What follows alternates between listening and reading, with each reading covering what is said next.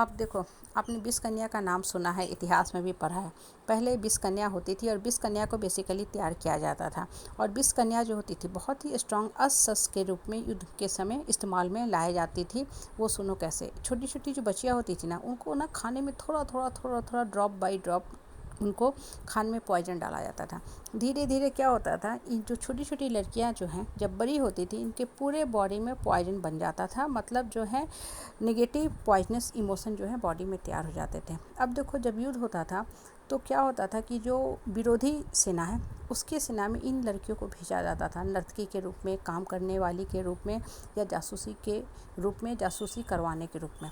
अब ये जो लड़कियां होती थी, जो अब छोटी लड़की थी 20 कन्या में कन्वर्ट हो चुकी है, क्या करती थी, जो शत्रु पक्ष के सैनिक होते थे या राजा भी होते थे, उनको दांत काट लिया करती थी या उनको चुम्बन ले लिया करती थी। उस क्रम में शत्रु पक्ष के जो सैनिक होते थे या राजा होते थे, मारे जाते थे।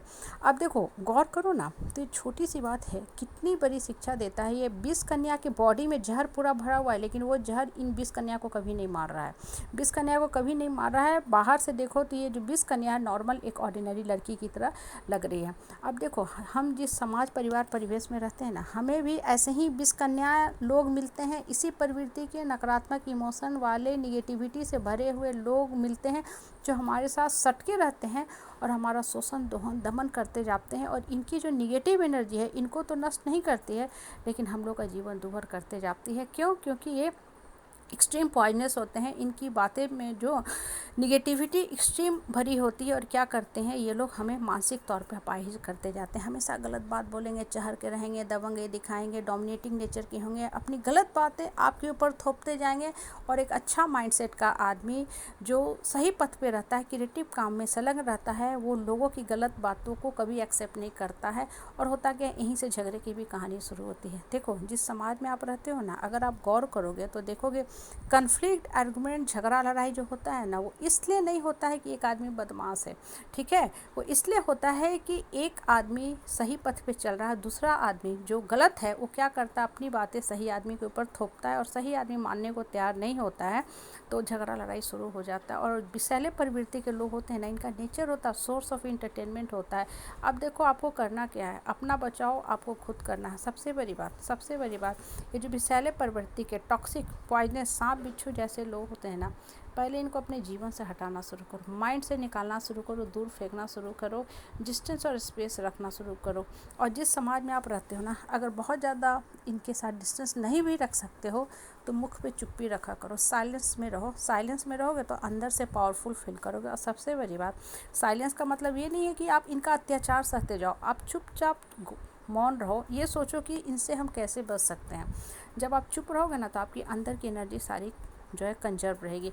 इनसे बहुत ज़्यादा नकारात्मक प्रवृत्ति के लोगों के साथ उलझोगे तो रिजल्ट कभी नहीं मिलने वाला। सबसे बड़ी बात, ये लोग कभी सुधर नहीं सकते हैं। आप अपना गला भी काट के इनके चरणों में रख दो ना, ये कभी सुधरने वाले नहीं हैं, और सिर्फ आपका रिश्ते कार में फ़ायदा उठाएंगे। अवसरवादी होते हैं, स्वार्थी होते हैं, फेक होते हैं, बातें तो बहुत बड़ी बड़ी करेंगे, लंबी चौड़ी करेंगे, धर्म गुरु हैं हम, महान हैं हम, पूजा पाठ गीता सब पढ़ते हैं, और सीखते कुछ नहीं है, और सिर्फ दूसरे को सिखाने का काम करते हैं कि तुम मेरे अंडर में रहो, मेरा गुलाम बन के रहो, और नहीं तो तुमको हम निकाल फेंकेंगे, ठीक है। अब आपको करना क्या है, चुपचाप रहो।